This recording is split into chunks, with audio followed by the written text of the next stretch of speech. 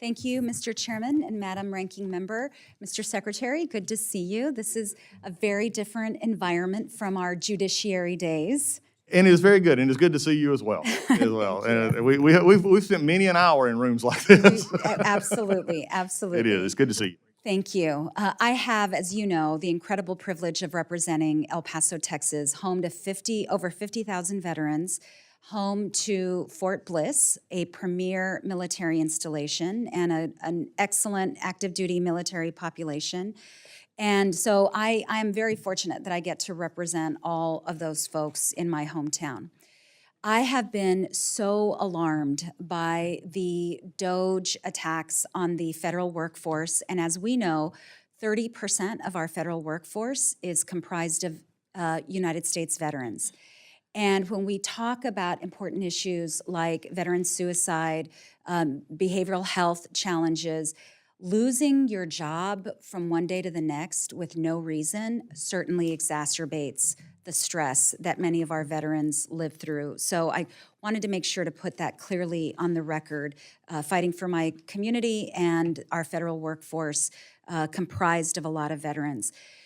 Earlier, there was a dialogue about MILCON funding and the lack of guarantee that we're able to provide a community with delivering on-time procurement or construction.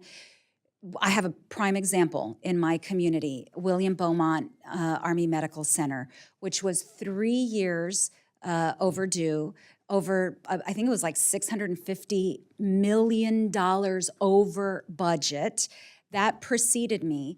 But if we want to really tackle waste, fraud, abuse, that's a prime location. That's where we have to really look. Not firing the hardworking federal workforce, but actually looking at where we can make a real difference. And I am so excited about new construction that's happening, a new VA clinic that's right next door to William Beaumont, $700 million. I was proud to fight for that funding and proud to deliver it for El Paso and for our veterans.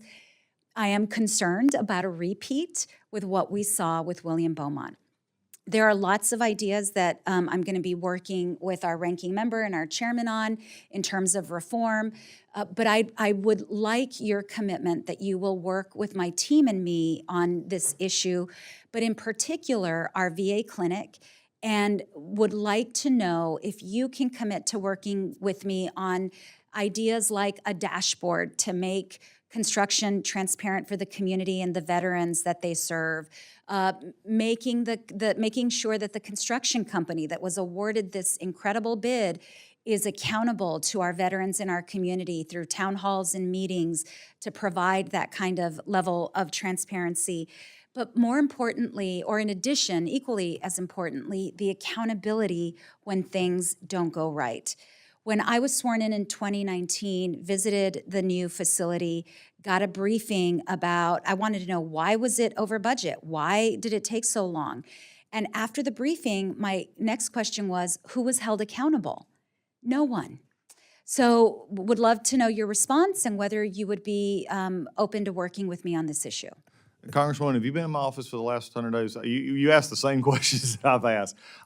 That's become, and my staff, I've almost at times felt like as I've reverted back in time to asking why all the time. Because everything comes across my desk, I ask why. Why are we doing it this way? Why is this up? And accountability starts with our office, but it also starts with personnel. And so we've asked why. But when it comes to construction projects, one of you have large headache days in a job like this. And one of mine was when we were discussing our minor and our major construction projects and began to look at projects, and they were just casually saying, well, we're going to put 200 more, we need 200 more million here, and we're not finished. And I'm saying, well, when is the project going to be finished? And they said, well, that's not the way we do it, because we get a little money to start it, then another more to go from there. It's broken, Mr. Chairman. It's just broken. And I know that we want to put it in as being in the seat that you are in as well right now. You want to have that sort of accountability. You want to put layers in, but unfortunately, I think, frankly, streamlining it may be the better part of what we need to do. And so we have a one-point accountability.